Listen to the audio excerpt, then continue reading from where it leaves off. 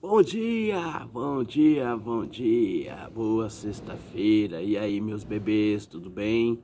Fizeram aí a aula do predicado verbo nominal? Muito bem. Eu acredito em vocês, hein? Vamos fazer os exercícios e eu vou corrigir todos eles de cada capítulo. E nessa aula eu vou corrigir os demais exercícios, ok? Então vamos lá para a atividade número 1 da página 8.1. Esse texto aqui, esse trecho dessa poesia, é uma das poesias mais lindas aí no Brasil, tá? Alfonso de Guimarães, esse poeta simbolista que viveu na segunda metade do século XIX. É fantástica essa poesia. Eu vou ler com vocês agora. Quando o Ismalha enlouqueceu, pôs-se na torre a sonhar. Viu uma lua no céu, viu outra lua no mar. No sonho em que se perdeu, banhou-se todo em luar. Queria subir ao céu, queria descer ao mar. É só um trecho, mas essa poesia é muito bonita, né? Fala aí da loucura da Ismalha. Quando ele fala assim que queria subir ao céu, queria descer ao mar, a Ismalha lá na torre, ela olhava o reflexo tanto no mar quanto, né, no céu, no seu reflexo da lua, o reflexo da lua. E ela então, louca, se joga da torre. É muito bonita essa história. Então vamos lá. No poema, os vários adjuntos adverbiais contribuem para o ritmo e a sonoridade de vozes diversas. Indique esse termo. Bom, na torre, né, no céu, no mar, no sonho, em luar, ao céu e ao mar. Então, são todos aí adjuntos adverbiais. Letra B.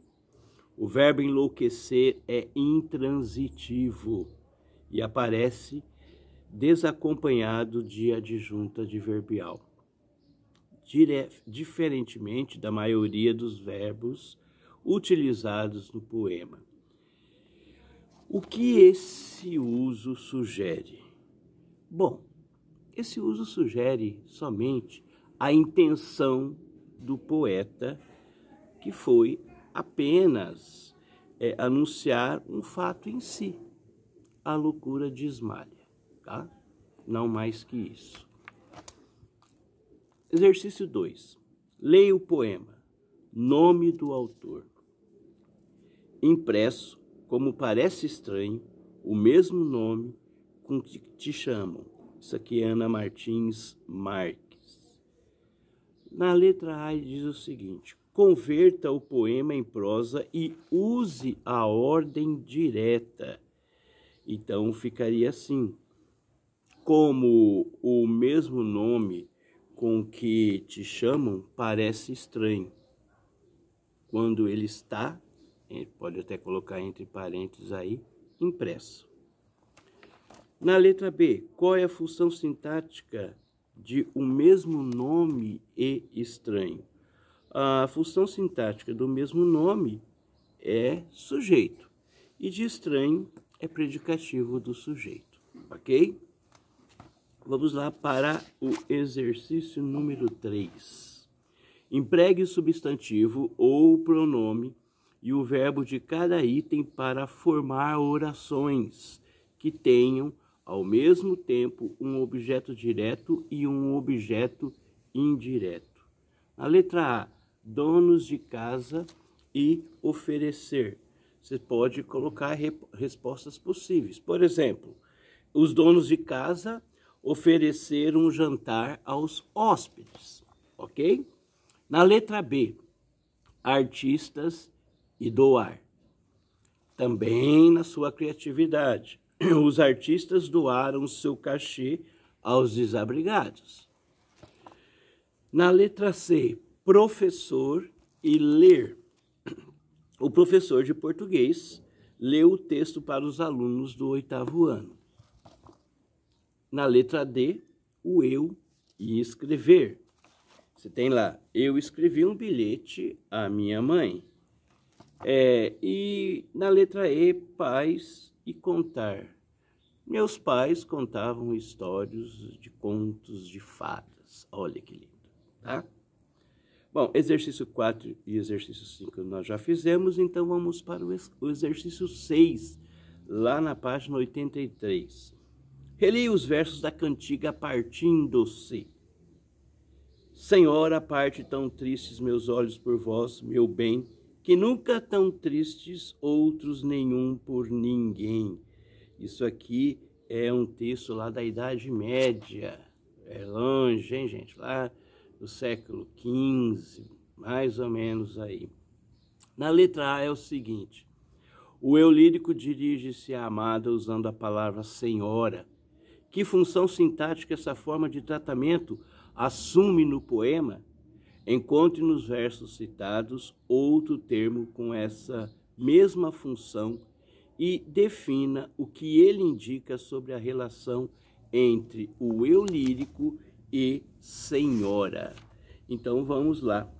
Na letra A, então, você tem um vocativo, né? O termo é meu bem, indicando aí o amor do eu lírico pela mulher a quem ele se dirige. Na letra B, que palavra revela o sentimento do eu lírico em relação à amada? Analise as ocorrências dessa palavra e indique a função que ela assume nessa estrofe do poema. Então, você tem aí como resposta a palavra tristes, né? E vamos ver, a palavra é tristes, e você tem aí como o predicativo do sujeito, aí nos versos que ele fala lá, ó, partem tão tristes meus olhos. E predicativo do objeto em nunca tão tristes vistes, ok? Agora vamos ler um texto aí para o exercício 7, um texto do Carlos Drummond de Andrade. Votação inclusa. O azul disse ao cosmonauta, não. O vermelho objetou o major. Antes o amarelo interveio a modista. Voto no verde, declarou o deputado. Mas o cor-de-rosa insinuou o bailarino. Nada igual ao branco, sentenciou o telegrafista. Houve quem propusesse o arco-íris. A Conferência Internacional para a Escolha da Cor Única terminou sem chegar à decisão. Convocou-se outra conferência do mesmo nível para decidir sobre a conveniência de se oficializar a cor múltipla.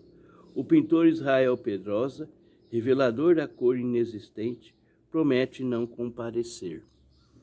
Então, na letra A é o seguinte: escreva os parágrafos iniciais no miniconto, introduzindo um predicativo do sujeito de acordo com as indicações dadas. Por exemplo, veja um exemplo aí. Primeiro parágrafo, o cosmonauta fala com firmeza, e aí o azul disse, firme o cosmonauta. Então vamos lá, para o segundo parágrafo. No segundo parágrafo pode ficar assim, não, o vermelho objetou calmo o major. No terceiro parágrafo, antes o amarelo interveio descontente a modista. Quarto parágrafo, vote no verde, declarou altivo o deputado. Quinto parágrafo, mas o cor-de-rosa, insinuou hesitante o bailarino. Sexto parágrafo, nada igual ao branco, sentenciou tranquilo o telegrafista. Ok? Então agora vamos aí para o Em Casa, página 87. Leia o poema. Vagalumes, às vezes chego a pensar se não és um desses bichinhos que acendem e apagam num piscar de olhos. O erro não está nessa intermitência que ora te faz luz, ora te faz sombra. Quem erra sou eu, que pisco sempre quando te iluminas. Marcelo Benini. A. Qual é a função sintática de um desses bichinhos? Você tem aí predicativo do sujeito. B. No segundo verso, os verbos são transitivos ou intransitivos? Justifique.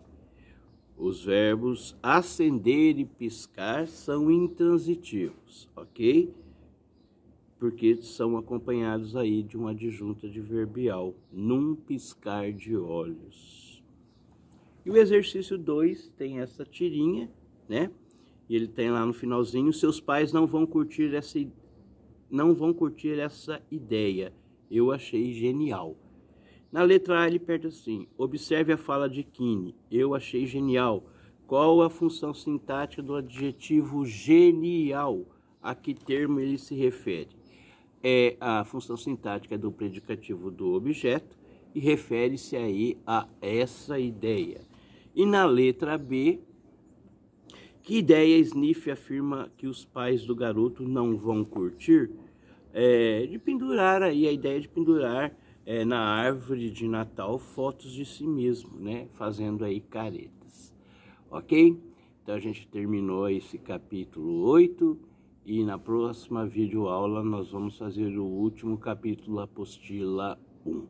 Um beijo grande, bom final de semana a todos.